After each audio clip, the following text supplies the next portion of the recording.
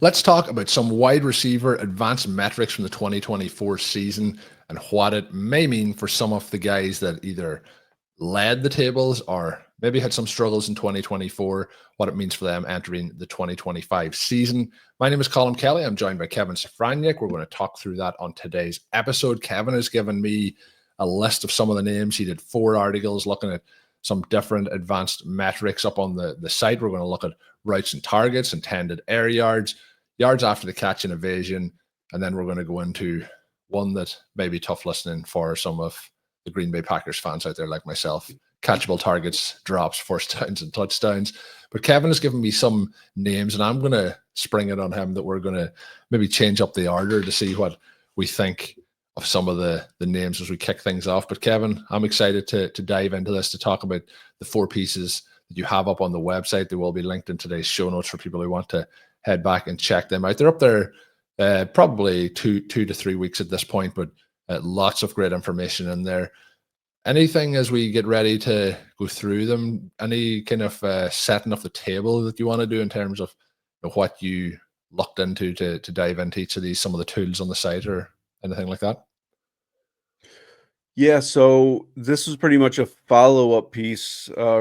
Prior to the season, I knew I'd be writing the wide receiver advanced stats article every week, and just to get a better handle on exactly like what numbers, were, represented like elite performances and things like that. I went through the 5 seasons that were available in the Advanced Stats Explorer and just broke them down year by year and then also into like a 5-year sample, just to really figure out like what thresholds meant were good, bad, indifferent, middle of the road. And I basically used it throughout the entire season in my wide receiver advanced stats article, and just consistently referenced back onto that series of articles that came out right before the season. What I found just is some like loose guidelines too, is like a 90th percentile threshold for any wide receiver during the season. If they were, in the top 90th percentile, it represented pretty much like the top 24 wide receivers in any sort of metric. So, and then also the top 75th, or I should say the top 25th percentile. So if they reach the 75th percentile threshold, that was like the top 60 wide receivers in any given metric. So it's like through wide receiver 5 in the season. So it's good. It kind of, with us looking at like wide receiver 1s and wide receiver 2s and all that, it kind of lines up pretty well. So those were the 2 that I generally, went to, is like, okay, above the 90th percentile threshold is a top 24 season. 75th percentile is like a top, wide receiver 5 season. So I went with that. And then pretty much after the end of the season, once all the data was collected for the 2024 season, I just went back through and added another year of data into the study, and just gonna keep letting it build and snowball, and then just keep rolling with a bigger and bigger data set. I love doing stuff like this. It's fun just kind of seeing things evolve, and and it was tons of fun really just looking at really who performed at elite or not so elite level throughout the season. And I do think there's some names here that maybe will surprise people in terms of the tranches that we're going to highlight the players in. But one of the players who impressed me at certain points here down the stretch, who had been kind of a player who failed to deliver fully on his potential since he came into the NFL, was Rashod Bateman. He's a player you wanted to highlight for air yards. And the other name, I don't think is going to surprise a lot of people for this conversation. We get Justin Jefferson. So there's going to be kind of like some players that are like, oh, you're established absolute star. And there's going to be other players who maybe we need to highlight them for, could be positive, could be negative reasons. But JJ and Bateman, what are some of your key takeaways on those guys when it comes to the end of the season? Well, not going to come as a surprise that Justin Jefferson is an elite wide receiver. Yeah, he's pretty good. One thing it's kind of wild is he's always been he's not a deep target, but he's definitely not like a shallow target. He generally has an intended air yards per target of around 12 yards.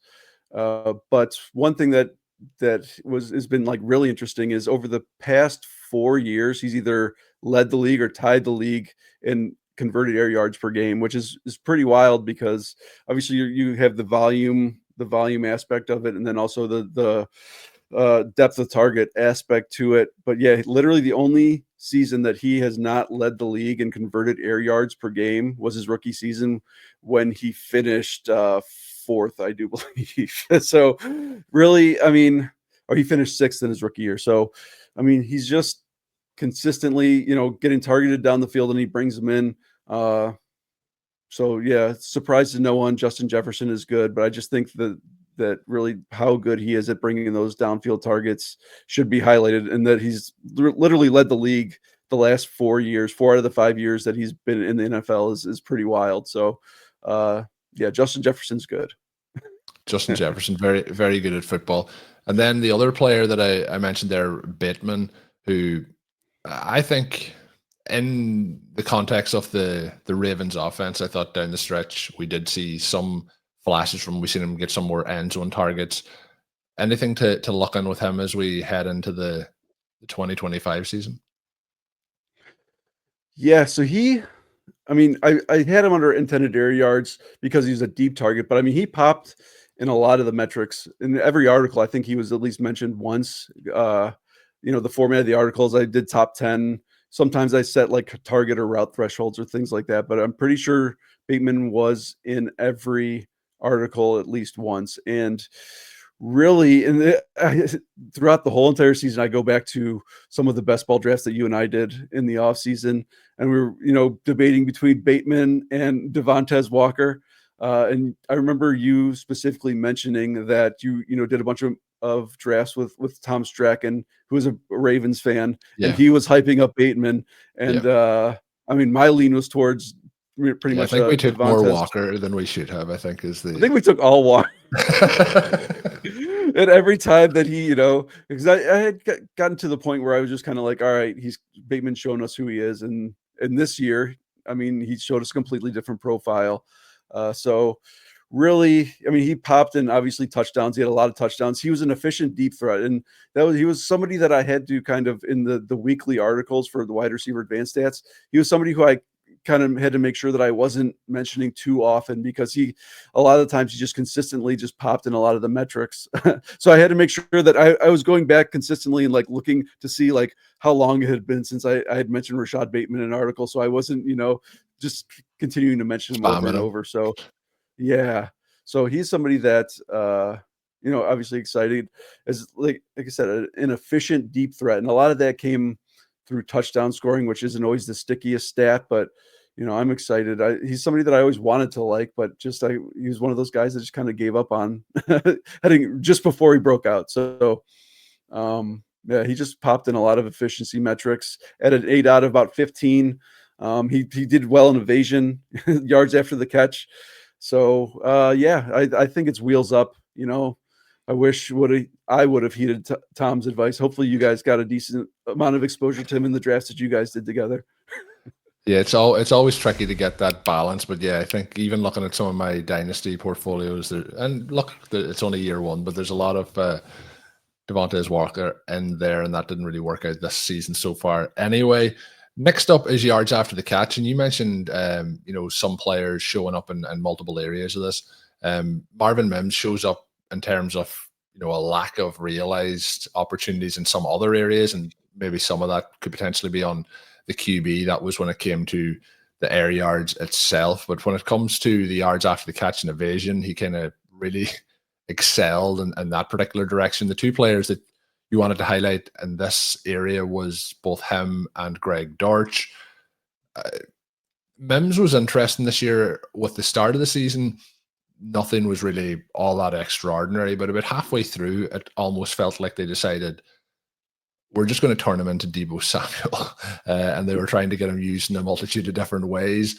And the offense really started to make him a really vital part. We talked in our free agency show that we did that came out last week. We talked about T. Higgins and obviously the major game that he had in the playoffs, or in that final stretch to see who got into the playoffs, I should say, against the Bengals. But that was also a 2-touchdown game for Marvin Mims, and he had some really big games as the season came to a close. Again, you look at some of these things in terms of like what can you replicate year on year, what can be taken a step forward, kind of marrying all the parts together with Mims. What is your outlook on what he did this season and what he could do moving forward? Well, I think the biggest thing is hopefully Sean Payton remembers that he's good, because it seems like he forgot. He popped a little bit down the stretch last year, and then he was nowhere to be found. Or no, he popped at the beginning of At his the rookie year, start. and then Peyton forgot about him. Yeah. So I'm hoping that he doesn't forget again, because he likes his big receivers and big pass catchers. And I don't know, 6 to 8 months of not being around Mims, you might forget who he is again. So very interesting. You mentioned his air yard profile, which was really awkward because it was either super deep or behind the line of scrimmage. So his air yard numbers look really odd. And really the one aspect of these articles writing where he didn't pop was where he actually looked at it like it was shed a negative light, was in the air yards profile. But really, once he kind of turned into that short area threat, you mentioned Deebo Samuel. So Mims is 12.2 yards after the catch per reception this year. I set a threshold of 30 targets when I was looking at this, but among players with 30 targets in any season from 2019 through 2024, that his 12.2 yards after the catch per reception matches Deebo's first in that time frame. So, I mean, he was electric after the catch. And this was one of Deebo's good seasons. I think it was Deebo in 2021 or 2020 season. So a prime Deebo, and that's what Mims did at the end of the year. So I'm hoping that role carries over. And Mims was one of the highlights of the article, for the majority of the time he was showing up positively with his efficiency.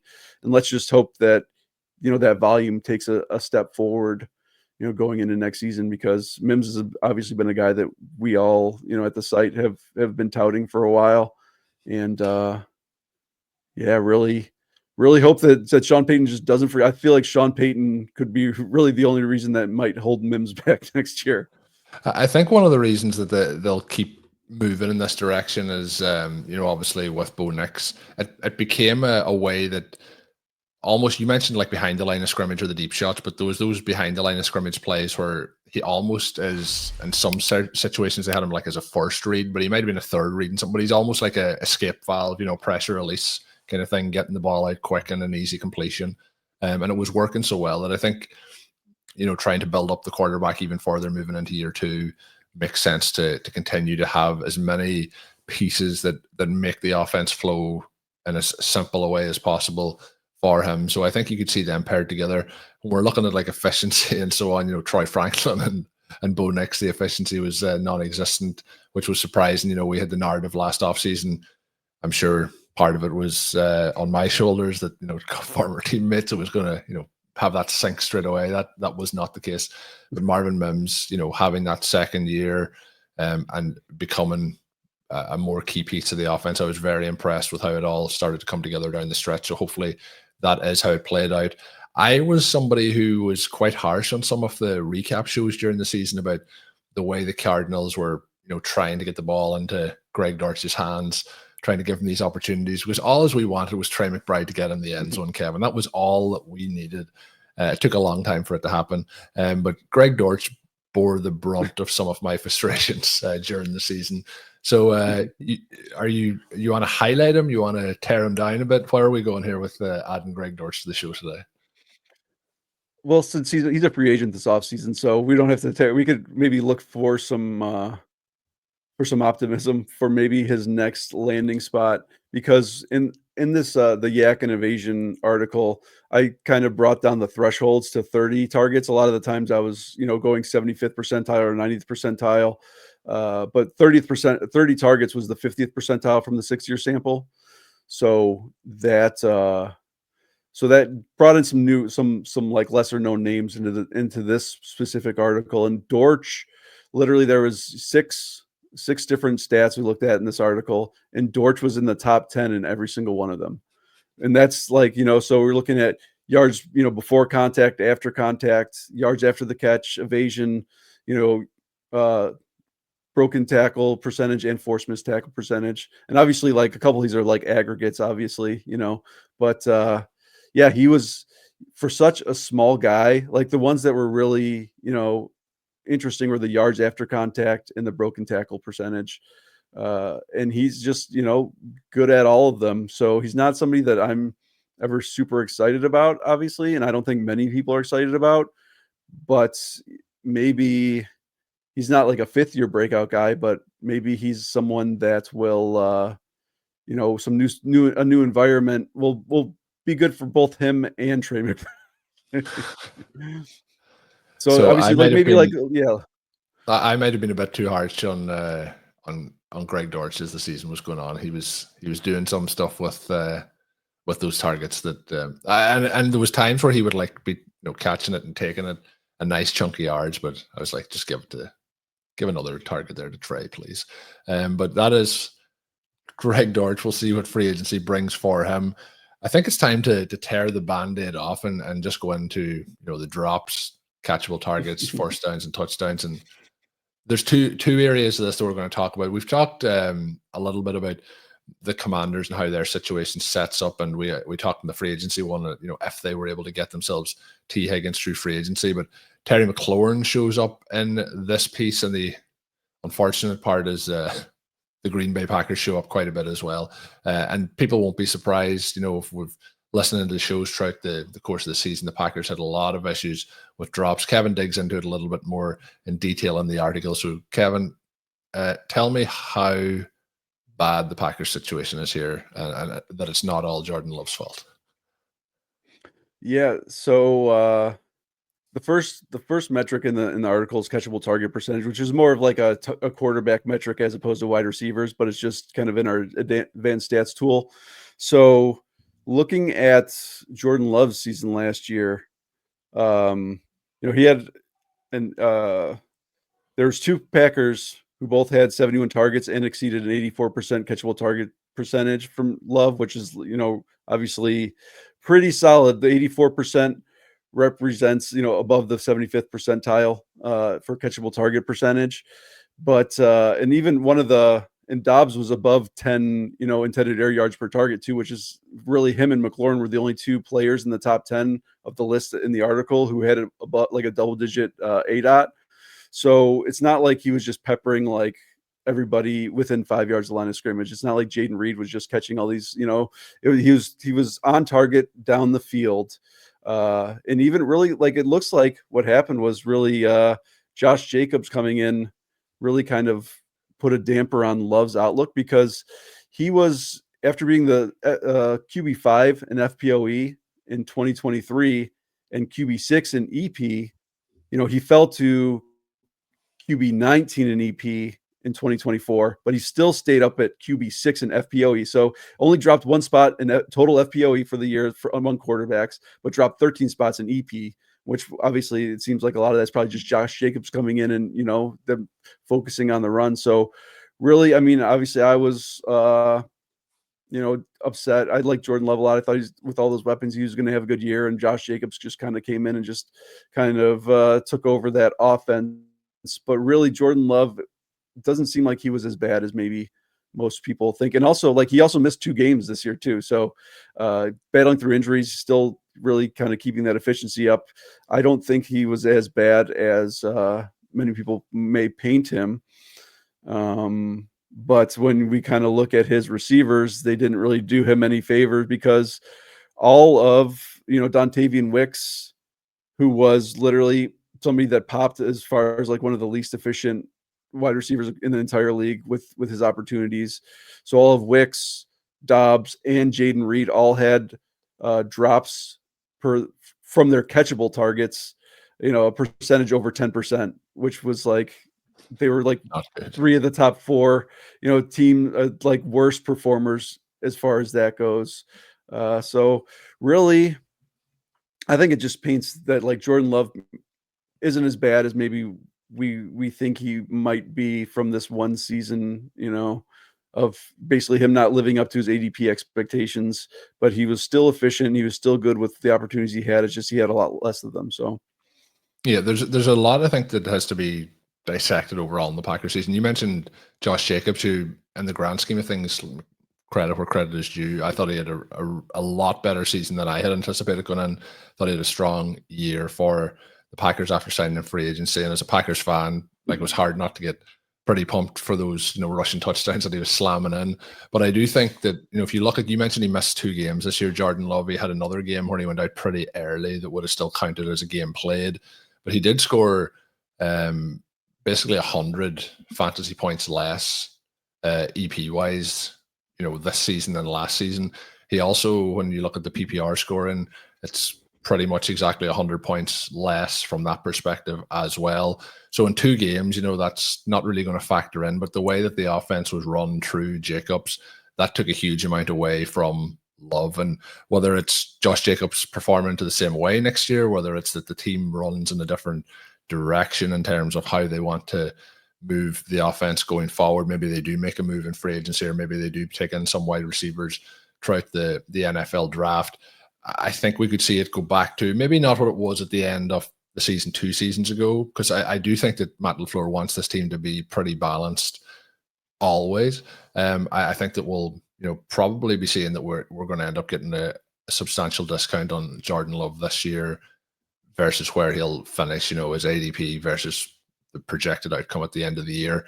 But yeah, it was pretty tough in the situations, and particularly some of those drops on key downs like 4th down or 3rd down that really crushed the Packers in certain situations. But I also think that there's, up until those last couple of games, Love wasn't, really moving around all that freely. People may not remember at this particular point in time, but it was week 1 against the Eagles where he picked up that injury on the very final play of the game, where it kind of looked like at the end of that the season was already over. But I think that knee played a factor as the entire season went on. But the other player to highlight here who had some crazy plays that, I think the touchdown, I believe it was against the Cowboys, where he caught the late touchdown for Terry McLaurin. I think if they do that play another 1,000 times, I don't know if he gets to the end zone on it. There was some crazy plays that the Commanders did have this year like that, like the Hail Mary against the Chicago Bears. What was your takeaways when you look into what Terry McLaurin was able to do in 2024? So I mentioned with Love and Dobbs, the double-digit ADOT of Dobbs, and still, having a really, really solid catchable target percentage. McLaurin's is even higher. So it kind of speaks to the connection that him and Daniels had. McLaurin had a 13.3 ADOT and an 83% catchable target percentage, which is, pretty wild, because Dobbs was down at about 12 and everybody else was below 10. So, I'm just happy. McLaurin seemed like one of those players that would just kind of waste away in kind of mediocre situations where his talent would kind of be wasted. So I'm just very happy that he, finally has a quarterback, and let's hope that he still has a few good years left in him. Because he came into the league a little older, and he's already been in the league a few years. So, generally might not be he might have a year or 2 left in his prime, the normal prime window for wide receivers. But I'm here for it. Loved it. And he also, in the same article, this was kind of more of a kitchen sink article, just kind of wrapping, throwing everybody else in here, all the leftover metrics together. But he also popped in touchdowns as well. He had a really good touchdown season, and really was down the stretch, because at the connection didn't look that great in the first few games of the season between McLaurin and Daniels. And then they took off to the point where, McLaurin finishes I think the wide receiver 6 in FPOE per game, overall PPR wide receiver 7. So, really love that, love that connection between those two. And I'm just really happy, because McLaurin's somebody that was always fun to watch, but he just didn't really have the quarterback support to really lift him up. And it seems like he has that now. So, he's somebody that's, even being a little bit older, and he's, has an ADP on Underdog of 2-3 turn, I'm happy to get him there, and I'm just excited kind of what the future holds, and just trying not to be overly optimistic. That's the thing, temper expectations a little bit and try to be realistic about it. But, what they put together, you mentioned some of the crazy plays, but they were consistently made wild plays for Commanders. So it makes, to the point where it makes it seem like it wasn't just fluky that connection between him between McLaurin and Daniels, was something that it's not going to be like repeatable. The last part was actually part one of the series that we're going to talk about, and it highlights, you're looking at routes and targets, and you're looking at who is getting a high share of that. It's going to be the absolute studs off the game. Some of the players you wanted to highlight here, I'm going to let you go ahead and dive into them in whatever order that you want to, but Puka, Nacua, Malik, Nabers, and Ja'Marr Chase were the names that you suggested talking about. They're all very obviously intriguing names. What Nabers was able to do in his situation in New York is remarkable, maybe even frightening. I did see an interview with him on Super Bowl week where I believe he said he would give himself a 75% grade for his rookie season. So we'll see what's happening with the second-year leap. But what did you see in 2024 from some of your favorite wide receivers in the entire NFL? Well, a lot of the big comparison is really, it's like Ja'Marr Chase versus Malik Nabers.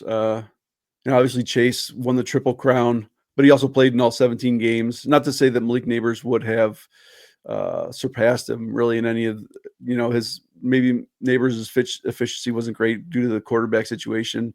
But Ja'Marr Chase, like I said earlier, the Advanced Stats Explorer only goes back to 2019, but Ja'Marr Chase's 697 routes this season was the most going back to at least 2019. I don't know before that, but so he had the most routes run in the past 6 years for a wide receiver. So he had plenty of opportunity to get out there and make plays. And but really what it comes down to is, as far as the target share goes, or at least the target, overall volume, is that Malik Nabers missed, 2-3 games and still was only 5 targets behind Ja'Marr Chase for the overall target lead. And obviously we're comparing targets from Joe Burrow versus targets from Daniel Jones / Tommy DeVito / Tim Boyle / whomever else was throwing the ball to Nabers. So obviously it's not a big shock that Chase, really kind of surpassed Nabers. But if we, add in Cam Ward or even like a Kirk Cousins, there's rumors that basically, I just read something this morning, I do believe, that said that, it looks like the Falcons are just going to straight up cut Kirk Cousins. We could have a Russell Wilson situation where Kirk Cousins the Falcons are on the hook for essentially his whole entire salary. He could get anyone team with like $1 million could sign him, and he doesn't, he's not really going to care. So, more or less, I mean, regardless, it seems like the Giants are due for a quarterback upgrade. So really just kind of, it seems like, Chase is Ja'Marr Chase and Nabers is the guy coming up behind him as far as, the next Ja'Marr Chase. I feel like Nabers is probably more Ja'Marr Chase than Justin Jefferson. He seems like he's a little more of that archetype of Chase. So really just being those two, but just what Nabers was able to do in his rookie year is just insane, especially once you factor in that he missed a few games with a concussion. And it's just wheels up. I mean, I have a hard time. It's and obviously Brian Robinson had a great, rookie season. Was, more PPR points. I believe BTJ was the wide receiver 4, and then Nabers was the wide receiver 6. But I mean, it's hard to say that, especially in this rookie class, that Nabers isn't the wide receiver 1 going forward.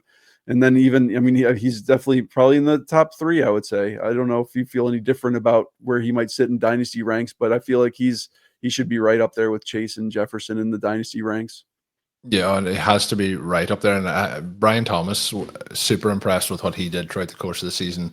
But Nabers is in a tier just above that. Now, we'll see if we can get Thomas into that tier, but based on what has happened so far and, the college production to this point, I just think that Nabers is one of those kind of guys who feels like he's a different category of player, and he feels like he's in the Lamb, Chase, Jefferson tier of wide receiver as we move forward here with his career. Any other elements that you want to highlight before we finish up, Kevin, with the advanced stats series? Yeah, just Puka. Obviously he missed a bunch of time, but anybody who watched them play just saw how much volume he was getting. So really just his routes per target and yards per target. He was both first in both metrics among wide receivers with 70 routes run this year, which is a pretty low threshold for routes run. And just really with the rumors of Cooper Kupp, I mean, by the time this airs, Cooper Kupp might not even be on the Rams anymore, but it looks like it's 99% that he's not going to be with the team in 2025. So I think it's just going to be wheels up for Puka, just getting just drilled with targets over and over. And even somebody that, popped in on a smaller threshold of routes was Whittington too. So Whittington, somebody that, available in the later rounds of best ball drafts right now. Whittington, somebody that, especially if I need wide receiver help, he's of all those wide receivers that are on that Rams roster, he might be like the next man up as far as coming in to that wide receiver 2 role once Kupp is gone. So, but yeah, just Puka, just efficient as ever as far as earning targets, and then also what he does with the targets that he has. So, no huge shocker. It's just like, let's hope that he stays healthy, because it seems like every game he was going out 2 or 3 times to the trainers and back in and out and in and out. So that's really my only question mark with Puka, is like, hopefully he doesn't have any lingering knee issues or anything like that. But otherwise, he's a great pick in the middle of the first round this year. Yeah, he makes some absolutely incredible, theatrical style catches, but on some of those catches, as you mentioned, like some of the landings are tough in terms of like if you're having to get your toes in just before the line, you're giving up all your protection to hold the ball, to make sure you carry it through contact. And there's a lot of hard surfaces in some of those indoor stadiums. They have improved a lot over the course of the last decade, but still quite sore landing on those kind of artificial AstroTurf style surfaces. But that is where we are going to leave it on this edition. We thank Kevin again for coming on. You can check him out on Twitter at @theCatDadFF. You can check all his work up on RotoViz.com. My name is Colm Kelly. You can find me on social media at Overtime Ireland. You can always find me here on the RotoViz Overtime podcast with Sean Siegel. And until we are back, have a good one.